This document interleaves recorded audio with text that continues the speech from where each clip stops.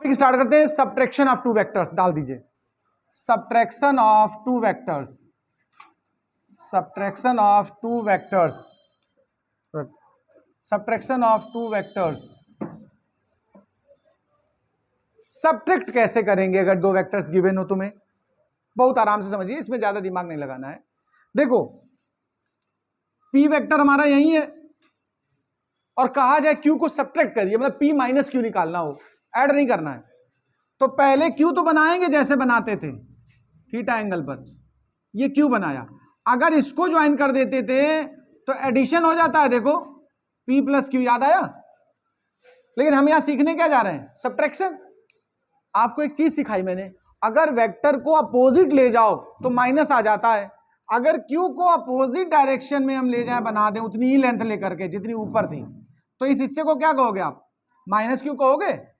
फिर जब इसको ज्वाइन करोगे तो इसको क्या कहोगे? P माइनस क्यू कहोगे कि नहीं? बताओ। तो ये सब्ट्रैक्शन हो जाएगा। सब्ट्रैक्ट हो गए ना? बस केवल डायग्राम बनाना है समझने के लिए, और कुछ नहीं करना है इसमें। बना लो, पॉज करो। हेडिंग है resolution of two vectors. Resolution का मतलब होता है एडिशन का रिवर्स। टू वेक्टर्स ऐड होकर के सिंगल बना रहे थे आर, अगर उसको ब्रेक कर दिया जाए तो इसको कहते हैं रिजॉल्व। तो एक लाइन लिख लो, resolution is the reverse process of addition. Resolution is the reverse process of addition. अब सुनिए जरा ध्यान से और समझें। हमने ये वेक्टर ले लिया ए, ये हॉरिजॉन्टल के साथ थीटा एंगल पर है। ये डायरेक्शन एक्स एक्सिस की होती कि नहीं होती? बताओ। ये जो वेक्टर ए है वो एक्स एक्सिस से कितना एंगल बना रहा है? थीटा। ऐसा दिया है हमको और हमसे कहा जाए इसको ब्रेक करिए टू पार्ट्स में, रिजॉल्व करिए। तो देखो इसका एक हिस्सा इधर जाएगा एक्स एक्सिस की तरफ, उसे ए एक्स कहेंगे, और इसका एक हिस्सा वाई एक्सिस की तरफ जाएगा, उसे ए वाई कहेंगे। कैसे समझ लेना जरा। सपोज करिए ये वेक्टर है ए, इसको जब ब्रेक करोगे तो ऐसे ब्रेक होगा। देखो तो एक इधर चला गया हॉरिजॉन्टली और ये चला गया वर्टिकली। तो there are two components, horizontal and vertical. इसके लिए पैरेललोग्राम बनाएंगे। एक लाइन यहां ड्रॉ कर दीजिए, एक लाइन यहां। देखो पैरेललोग्राम बन गया। अगर इस ट्रायंगल की बात करूं मैं और कॉस थीटा उठाऊं तो कॉस थीटा होता क्या है? Base upon hypotenuse. तो सीधा ए एक्स बाई ए हुआ। तो ए एक्स इज इक्वल टू क्या बना? ए कॉस थीटा, इक्वेशन 1। ये बोला जाएगा हॉरिजॉन्टल कंपोनेंट। इसको हम क्या बोलेंगे? This is horizontal. हॉरिजॉन्टल लिखते पढ़ते हॉरिजॉन्टल है। This is horizontal component. पहली बात, कोई डाउट? अब हम ए वाई फाइंड करना चाहते हैं। अगर ये ए वाई है तो ये भी तो ए वाई है ना, पैरेललोग्राम होने की वजह से। तो ये साइन थीटा से आ जाएगा परपेंडिकुलर। देखो इसको भी ए वाई कह सकते हो आप। तो अब साइन थीटा ले लो। Sine theta is equal to क्या हुआ? A Y upon A, perpendicular by hypotenuse. तो A Y is equal to क्या बन के आया? A sine theta. ये कहलाएगा वर्टिकल कंपोनेंट। ये क्या कहलाएगा? Vertical component. अब एक बात और सुन लो, अगर इन दोनों वेक्टर्स को, इन दोनों कंपोनेंट्स को स्क्वायर करके ऐड कर दें, squaring and adding, squaring and adding. चलो स्क्वायर और ऐड करते हैं। देखिए इसका स्क्वायर करोगे क्या आएगा? ए एक्स स्क्वायर। इसका स्क्वायर करोगे तो ए वाई स्क्वायर। इधर करो ए स्क्वायर कॉस स्क्वायर थीटा। इसका स्क्वायर ए स्क्वायर साइन स्क्वायर थीटा। भाई ए स्क्वायर कॉमन ले लो, साइन स्क्वायर कॉस स्क्वायर क्या होता है? 1। तो ये 1 1 हो गया। तो यहां बचा क्या? ए स्क्वायर बचा, A X square plus A Y square. तो A is equal to root of A X square plus A Y square. यहां से कंक्लूजन निकलता है, ध्यान देना।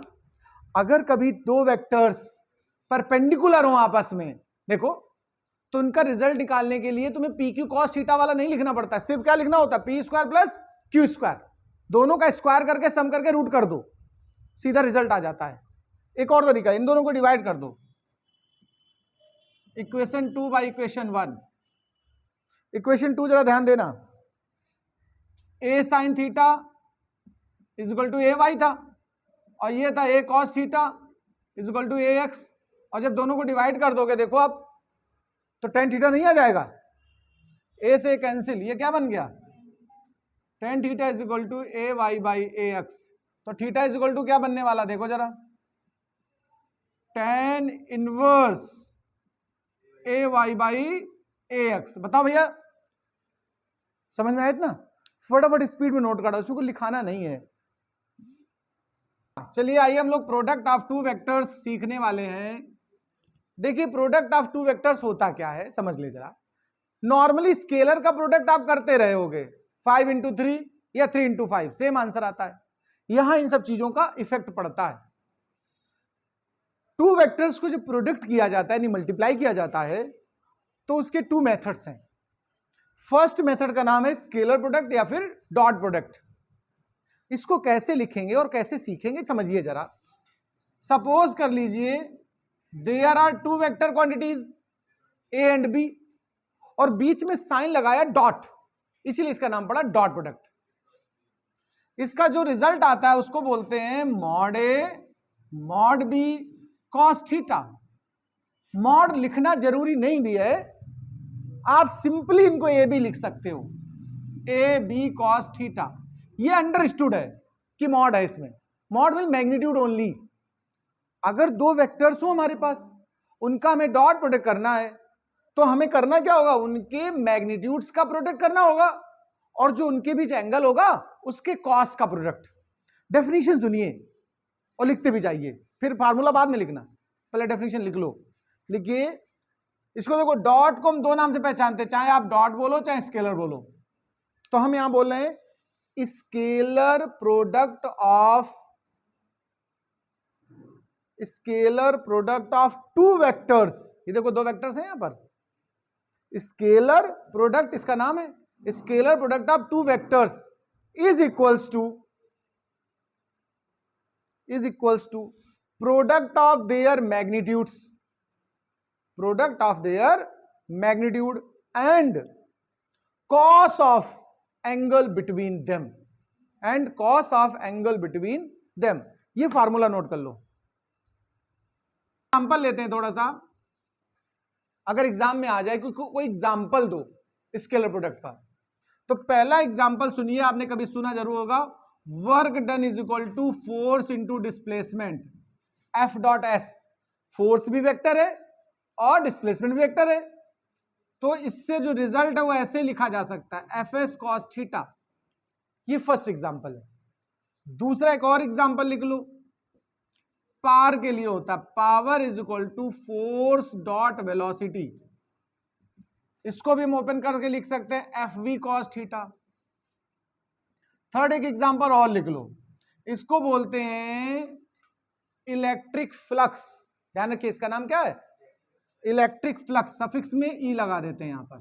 वो होता है electric vector dot area vector, या इसी को लिखते हैं ई ए कॉस थीटा। सभी लोग इसको एग्जांपल करके तीनों नोट कर लें। सफिक्स ई, फाई मतलब हुआ इलेक्ट्रिक फ्लक्स। एक बात और सुन लो, हमेशा जब भी आप स्केलर प्रोडक्ट करेंगे, डॉट प्रोडक्ट करेंगे, तो जो रिजल्ट आता है वो फिजिकल क्वांटिटी स्केलर ही होती है। यानी वर्क भी स्केलर है, पावर भी स्केलर है, और इलेक्ट्रिक फ्लक्स भी स्केलर है। जबकि इनको पाने के लिए दोनों वेक्टर यूज किए गए हैं। तो अगर डॉट प्रोडक्ट करते हैं तो हमेशा आंसर स्केलर आता है। अभी आगे हम पढ़ाएंगे वेक्टर प्रोडक्ट या क्रॉस प्रोडक्ट, उसमें जो आंसर आते हैं वो सब क्वांटिटी कैसी होती हैं, वेक्टर्स होती है, इसलिए नाम पड़ा उसका वेक्टर प्रोडक्ट। अब आइए इसके लिए कुछ एक क्वेश्चन करते हैं, न्यूमेरिकल करते हैं जरा, एक बहुत इंपॉर्टेंट है, फिर हम लोग आगे स्केलर प्रोडक्ट पर आएंगे। जरा एक एग्जाम्पल करा रहा हूं मैं, एक न्यूमेरिकल एग्जाम्पल है, मतलब देखिए जरा कुछ चीजें यहां सिखाना चाहता हूं। मैं कह रहा हूं if A is equal to 3i plus 5j minus 2k and b is equal to, देखो आई जे के जब भी लिखिएगा कैप जरूर लगाते जाइएगा, अपनी आदत में डाल लो, हैबिट।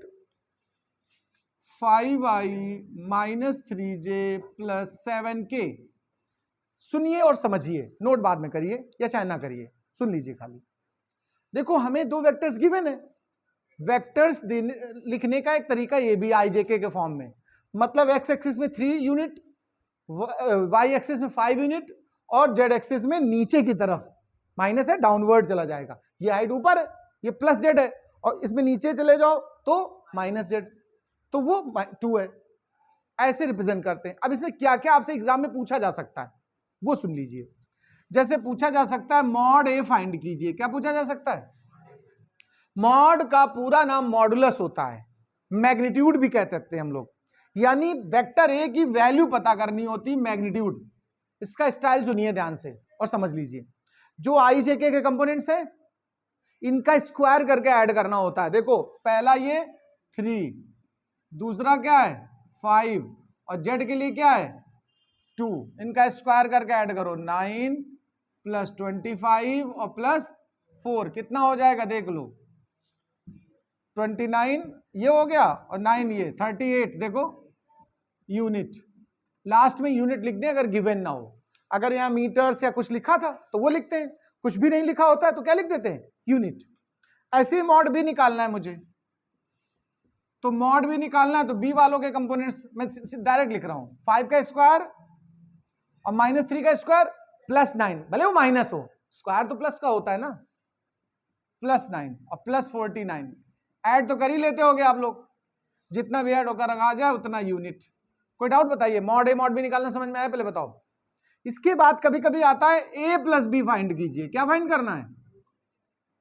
तो जैसे अलजेब्रा में एक्स वाई जेड की इक्वेशंस को कभी ऐड करते रहे होगे 3x + 5, हाँ तो i वाला i से ऐड करना, j वाला j से, k वाला k से। आओ ऐड करते हैं 3 और 5 कितना हो गया 8i कैप, ये माइनस का ये प्लस का, तो क्या बचेगा +2j कैप, ये प्लस का ये माइनस का 5k कैप। अच्छा अगर यही क्वेश्चन कह देता मॉड a + b फाइंड कीजिए तो क्या आप नहीं कर सकते थे क्या?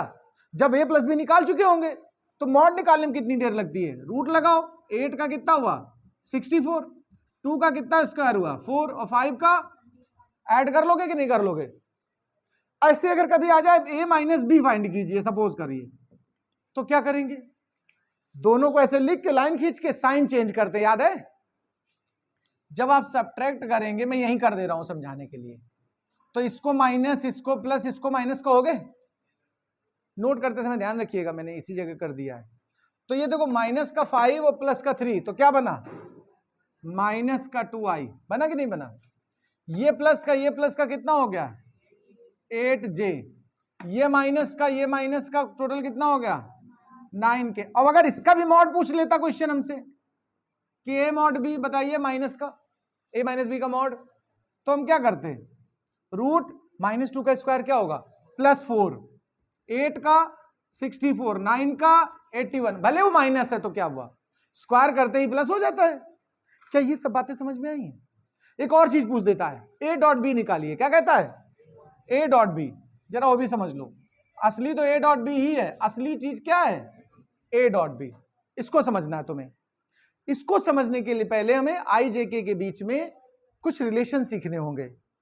इतना फटाक से नोट कर लो स्पीड में जरा। तो देखिए हम a.b सीखने जा रहे हैं, इसके लिए पहले i j k का स्केलर रिलेशन सीखना होगा। 1 मिनट आपको समय देना पड़ेगा, सुन लीजिए जरा। उसको हम कहते हैं scalar relation of i j k। सुने please, scalar relation of i j k मतलब i.i क्या होगा? पहली बात, j.j करें तो क्या होगा और k.k करें तो क्या होगा? मैं बताता हूं, इनकी वैल्यू 0 होगी।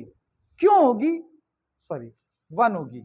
क्यों होगी? लॉजिक से समझना पड़ेगा, लॉजिकली जान लीजिए ये 1 क्यों है, वाई दिस बिकम्स 1। तो सुनिए, a.b का फार्मूला हमने क्या सिखाया तुमको बताओ?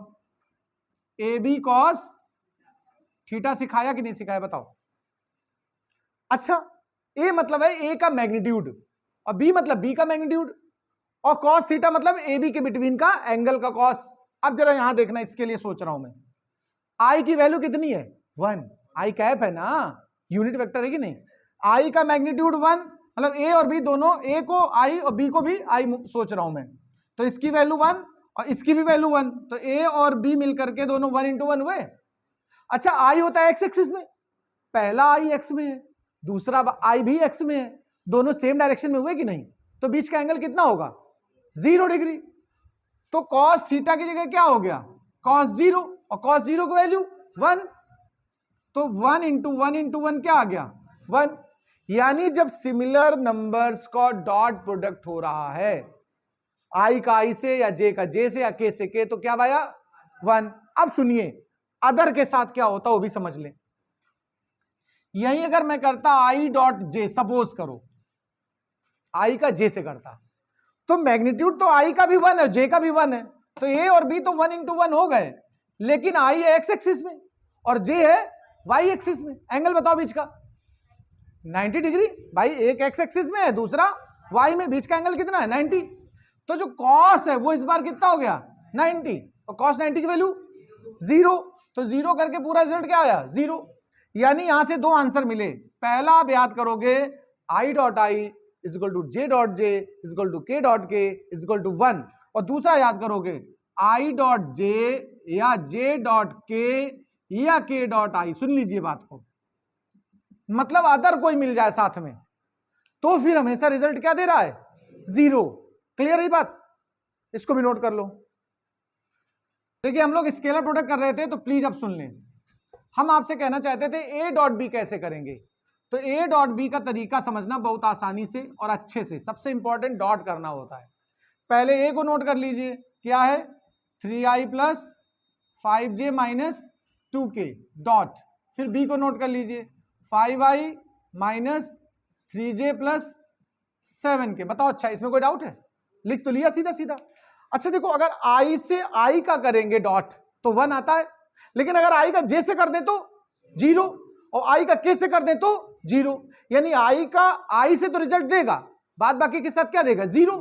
तो हम फालतू में क्यों करें, तो सीधे सीधे i का मल्टीप्लाई करो y से, तो 5 3 जा 15, और i डॉट i मिलके 1, और 15 इंटू 1 15। फिर j वाले का j वाले से, तो 3 5 जा 15 का आएगा माइनस का, फिर k वाले का k वाले से 7 2 जा 14 माइनस का। समझ में आई बात कि नहीं, ये बताओ। तो आंसर क्या बना finally -14 unit. A dot B समझ में आ गया नहीं आ गया बताओ? कोई डाउट किसी को है? कोई डाउट? मैं एक होमवर्क दे रहा हूं इसलिए कह रहा हूं, एक आप होमवर्क लिख लें और यही सब चीजें उसमें फाइंड करेंगे। इसको क्लिक करो।